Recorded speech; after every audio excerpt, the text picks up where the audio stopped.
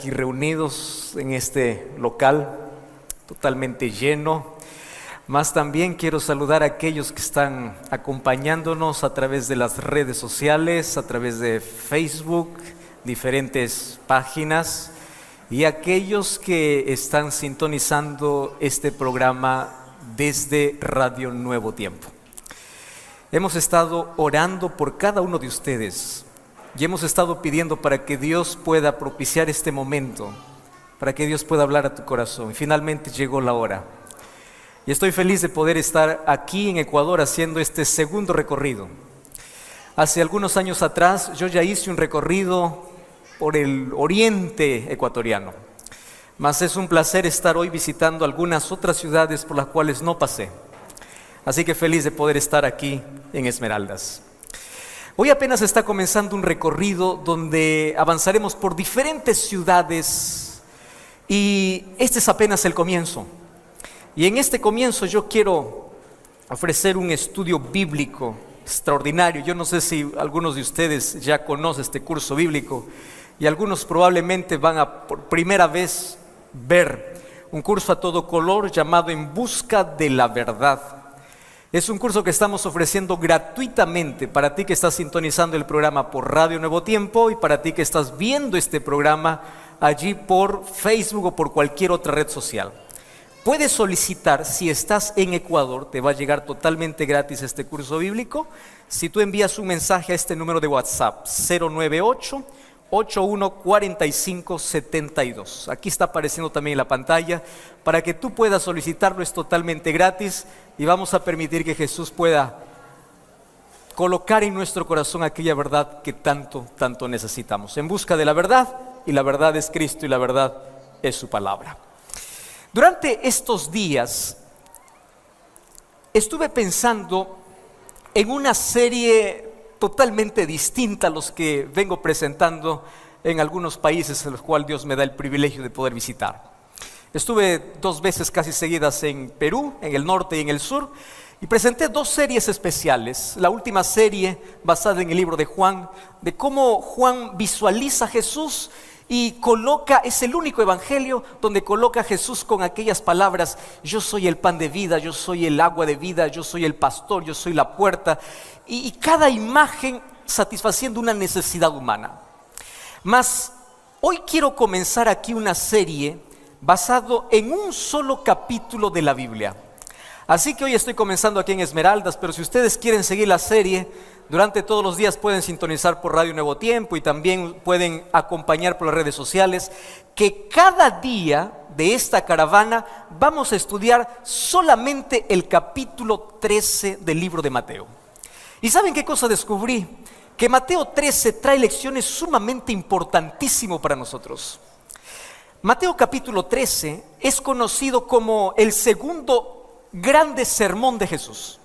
El primer sermón de Jesús es el llamado Sermón de la Montaña o el Sermón de las Bienaventuranzas.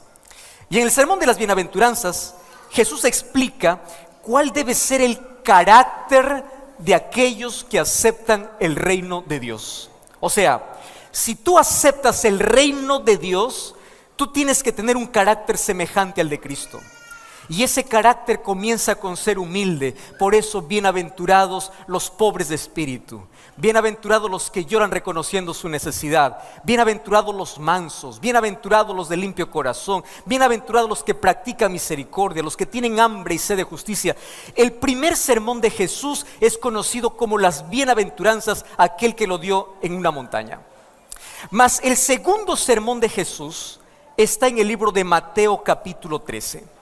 Y Mateo capítulo 13 en sí es una recopilación de varias parábolas que Mateo lo coloca en un largo discurso. Entonces Mateo 5 habla acerca del sermón de la montaña y Mateo 13 se llamaría el sermón del lago. ¿Por qué del lago? Jesús no está en una montaña, Jesús está pasando por la orilla del mar de Galilea y allí en la orilla del mar tanta gente se reúne para poder escucharle y Jesús comienza a hablar sobre el asunto que él interesaba que todos entendiesen. ¿Qué cosa es lo que Jesús quería que entendiese? En Mateo 5, Jesús dice cómo debe ser la vida de aquellos que aceptan el reino de los cielos. Y Mateo 13 explica cómo es que las personas entienden, aceptan o rechazan el reino de los cielos. ¿Y de qué reino estamos hablando? No de un reino político, no de un reino imperial, estamos hablando de un reino de gracia, de un reino que transforma, de ese reino que es capaz de poder cambiar la existencia humana, de traer esperanza para cualquier caos de esta humanidad. Ese reino de gracia, cuando es instalado en el corazón, se convierte, o la persona se va convirtiendo hasta que un día llega a ser partícipe del reino de gloria. Y ese reino de gloria Jesús dará a todos aquellos que primero aceptaron el reino de gracia. Y hoy quiero que juntos podamos analizar una historia que es tan conocida, pero hoy quiero enfocarme en solo un asunto relevante de esa historia. Vamos a Mateo capítulo 13 y vamos a partir del versículo 1 hasta el versículo 9. Voy a leer apenas algunos textos allí para poder abreviar un poco esta historia. Dice: aquel día salió Jesús de la casa y se sentó junto al mar. Y allí dice que se sentó mucha gente. Y entrando él en la barca, se sentó y toda la gente estaba en la playa. Y les habló muchas cosas por parábolas diciendo. Y aquí comienza la primera parábola, probablemente una de las más conocidas dentro del mundo cristiano. He aquí el sembrador salió a sembrar. Y mientras sembraba, parte de la semilla cayó junto al camino, vinieron las aves de los cielos y la comieron. Otra parte cayó en pedregales, donde no había mucha tierra, brotó pronto, pero no tenía profundidad. Salió el sol, se quemó porque no tenía raíz y se secó. Otra parte cayó entre las espinas, y los espinos crecieron y la ahogaron. Pero otra parte cayó en buena tierra y dio fruto a 100, a 60 y a 30 por uno. Y Jesús concluye allí esa parte diciendo: el que tiene oídos para oír, oiga. ¿Saben que esa es una de las historias más conocidas dentro del mundo cristiano? Déjenme comenzar por el medio, el recurso didáctico que Jesús usaba para poder explicar las cosas del reino. ¿Saben qué cosa es lo que me encanta de Jesús? Es que Jesús trae las cosas más complicadas del cielo para la mente más pequeñita humana, usando un recurso que no falla. ¿Cuál es el recurso que no falla? Historias. ¿Ustedes creen que solamente a los niños les gustan las historias? No. ¿Ustedes saben por qué el chisme es tan bonito? Porque cuenta una historia. Basta que alguien diga: ven y te cuento. Suficiente, ¿verdad? Eso es suficiente. Basta es que alguien comience diciendo: hace un par de años, mientras estaba, y capta la atención. Y Jesús quiso colocar el reino en parábolas. Me encanta porque parábola es una historia común, es una historia que la gente conocía, es con aquello que la gente se relacionaba. Una parábola no siempre era una historia real. Una parábola era una historia a veces inventada, a veces era una historia popular, pero de allí extraía las lecciones más importantes que tenía que ver con el reino.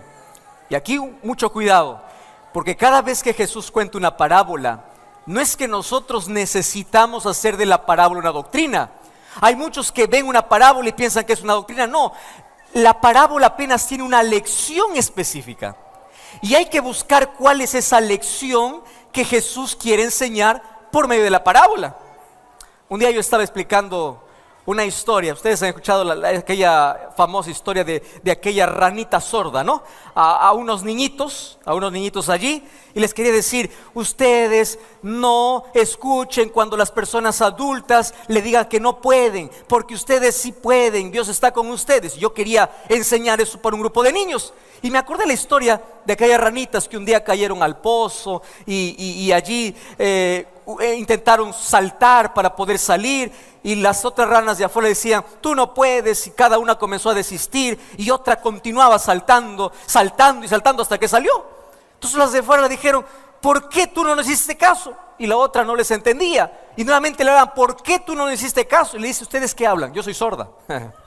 Entonces, como estaba sorda, ella no escuchó lo que los otros decían. Lo que yo quería mostrar a los niñitos, ¿qué cosa era? Ustedes no escuchen cuando otras personas dicen que ustedes no pueden. Pero no falta un niñito por ahí, ¿no? Y dice, ¿y de qué color era la rana? ¿Cómo era la rana? Hay personas que agarran las parábolas de Jesús y en lugar de buscar lecciones, ¿qué cosa buscan? Doctrinas. Y no es así. Cada parábola tiene una lección. Y la lección del buen sembrador tiene dos puntos específicos que hoy queremos reflexionar. ¿Está bien? Solamente 2 puntos. Primer punto específico. Quiero comenzar diciendo que Jesús contó por lo menos 44 parábolas. De las 44 parábolas, esta se encuentra en 3 evangelios: Mateo, Marcos y Lucas. Juan no cuenta parábolas, solamente cuenta Mateo, Marcos y Lucas. ¿Y por qué es tan popular la parábola del buen sembrador? Porque tiene 2 puntos importantes que quiero que tú puedas entender ahora. ¿Correcto? Primer punto importante. Si te das cuenta, el buen sembrador, aquel que se va a sembrar, no tiene nombre. No se dice si era alto, bajo, era flaco, era gordito. No se dice quién era, no se dice dónde era. ¿Sabes por qué? Primera lección. Porque ese buen sembrador va a representar a todo creyente que abre sus labios para hablar la palabra de Dios. Porque la palabra de Dios es la semilla. Y la semilla va a venir de la boca de un niño, de la boca de un anciano, de la radio, de una red social, de un libro, de cualquier medio. O sea, lo importante no es el sembrador. A veces hay una preocupación porque a veces pensamos que el predicador tiene que ser el más reconocido, que el predicador tiene que llevarse la gloria, cuando lo importante no es el que siembra. ¿Entienden? Lo importante no es aquel que habla. No quiero decir que aquel que habla la palabra de Dios no es importante. Lo que quiero decir que el foco no está en el sembrador. ¿Saben dónde está el foco? En la semilla. Lo importante no es aquel que lo dice, sino qué cosa es lo que está diciendo. Lo importante es el mensaje, lo importante es la palabra. Y Jesús dice así: un sembrador, no importa quién sea, ese sembrador puede ser la radio, puede ser un curso bíblico, puede ser tu vecino, puede ser tu familiar, puede ser un pastor. El sembrador puede ser cualquiera, pero lo importante es la semilla que da. ¿Y qué cosa es la semilla?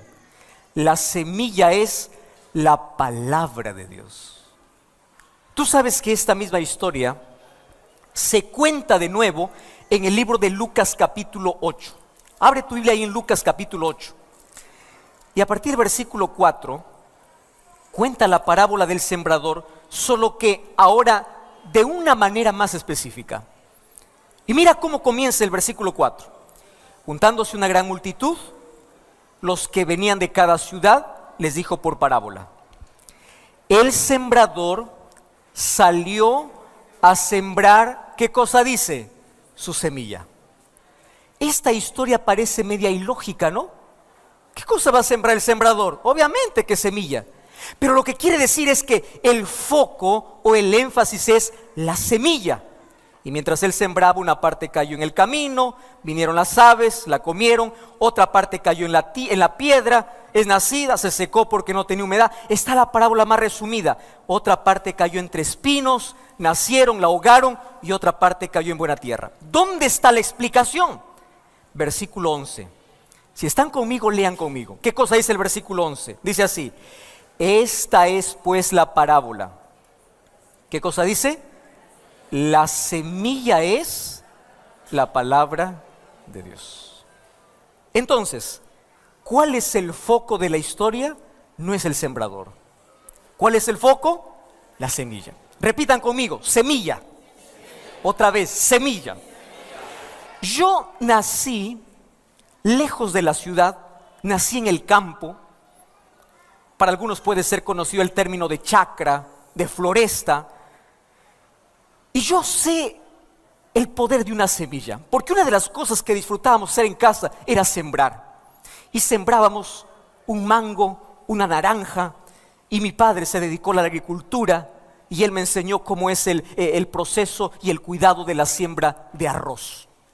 Así que yo crecí conociendo el poder que guarda una semilla y el secreto que guarda una semilla. Y ustedes que están relacionados también con eso, se van a dar cuenta de lo siguiente. Si tú quieres ver una planta de mango, que es una planta enorme, tiene su tronco grueso, raíces profundas, ¿cómo comienza esa planta? Por una semilla. ¿Qué tamaño es la semilla? ¿Cuál es el tamaño de una semilla?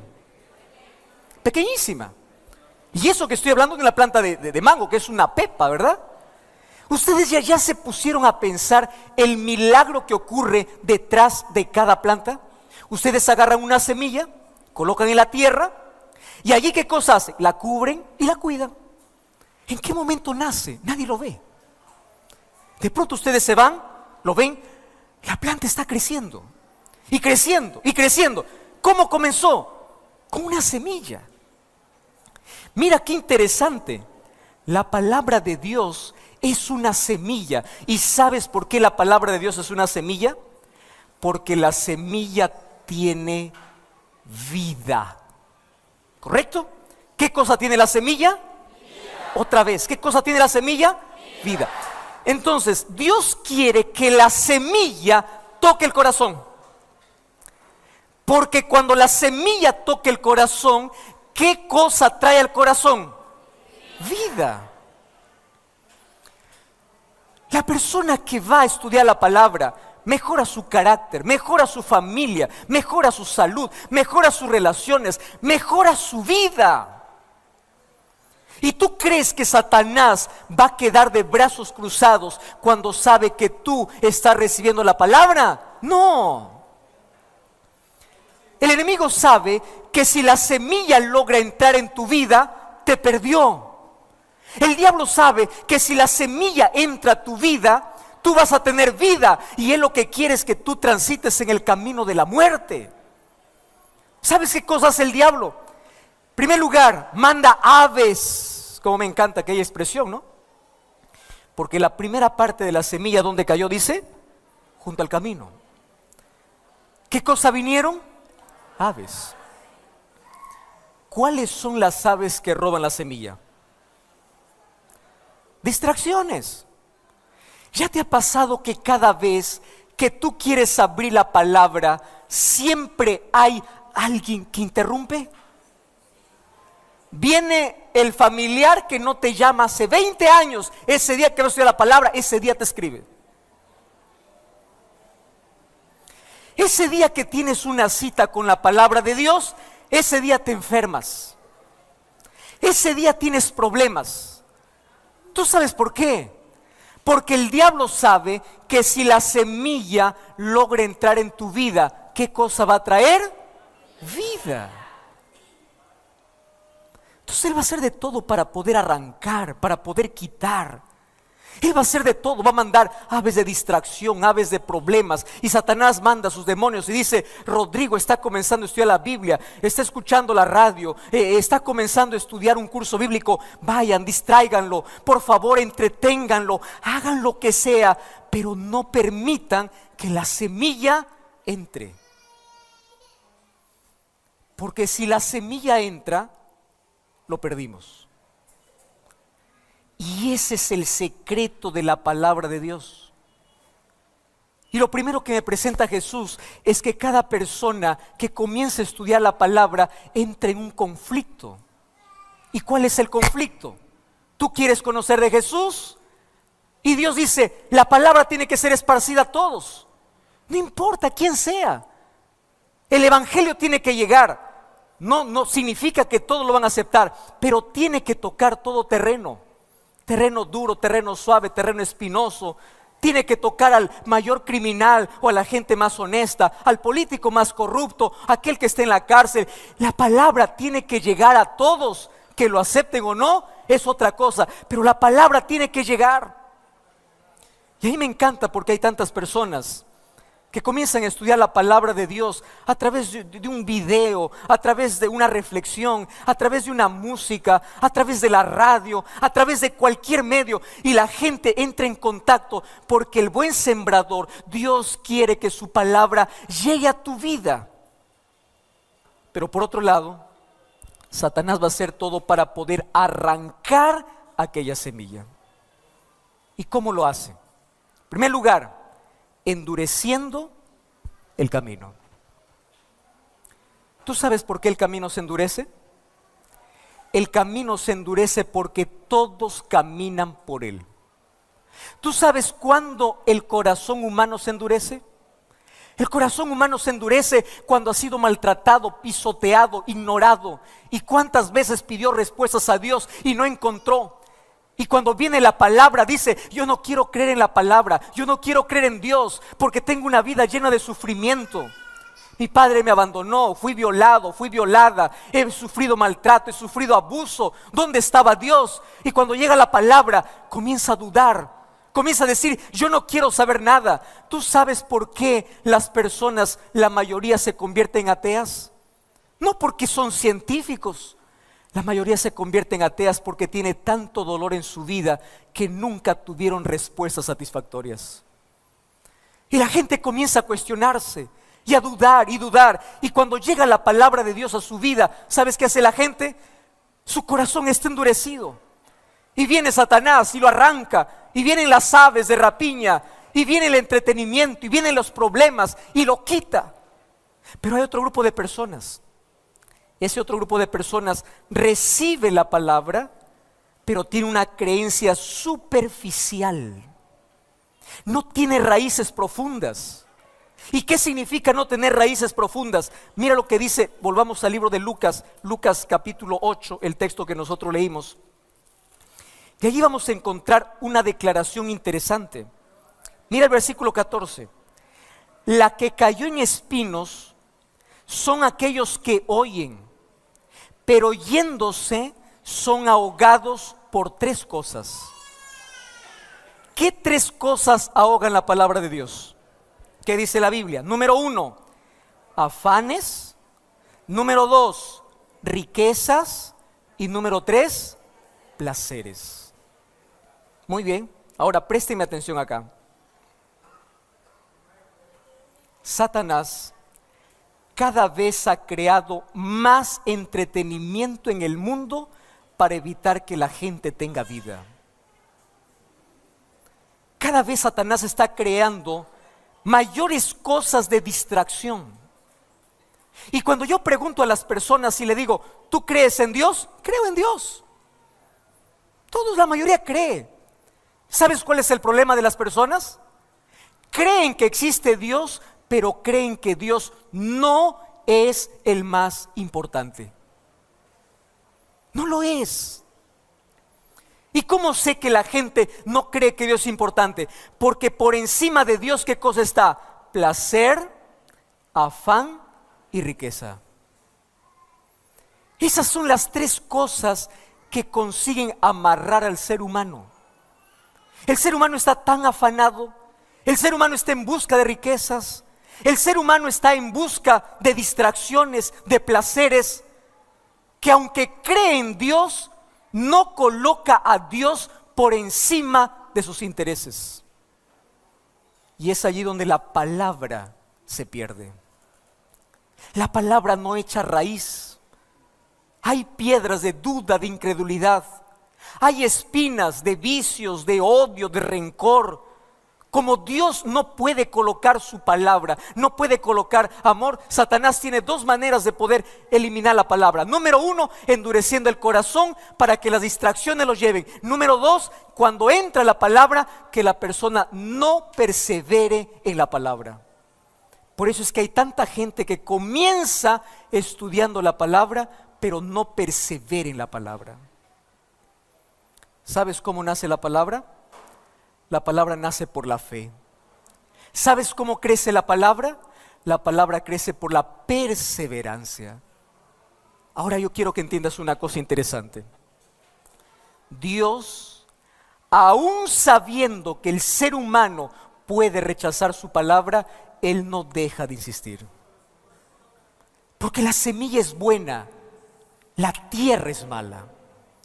La palabra de Dios es buena, es viva, es eficaz, transforma, da vida. Pero el corazón humano se atreve a rechazar. Por eso cuando rechaza la palabra, está rechazando la vida, está rechazando la felicidad, está rechazando lo único que le puede hacer feliz. Y eso es lo triste. El ser humano busca felicidad y cuando encuentra la felicidad en la palabra, rechaza la palabra. Sin embargo, aún así existe tierra buena. Yo te voy a decir en esta tarde, ¿quién es la tierra buena? La tierra buena un día también tuvo espinas. La tierra buena un día también tuvo piedras. La tierra buena tuvo las mismas dificultades que tuvieron los otros terrenos. Las mismas dificultades. Pero existió una cosa que lo hizo diferente. ¿Sabes qué cosa hizo diferente? Que la tierra estuvo dispuesta a aceptar la semilla. Y cuando tú estás dispuesto a aceptar la semilla, Dios arranca las espinas. Dios quita las piedras.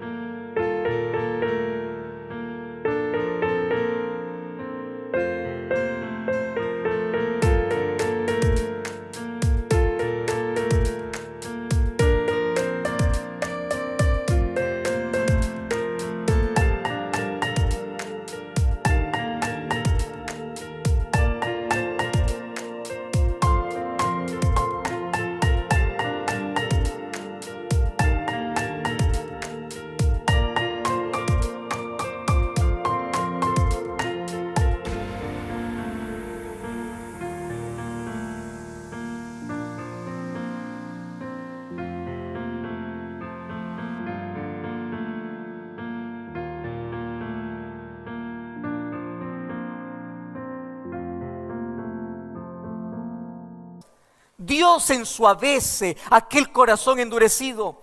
Dios transforma una tierra de piedra en una tierra buena. Dios arranca las espinas que tú no puedes arrancar. Lo único que tú tienes que hacer es estar dispuesto a aceptar.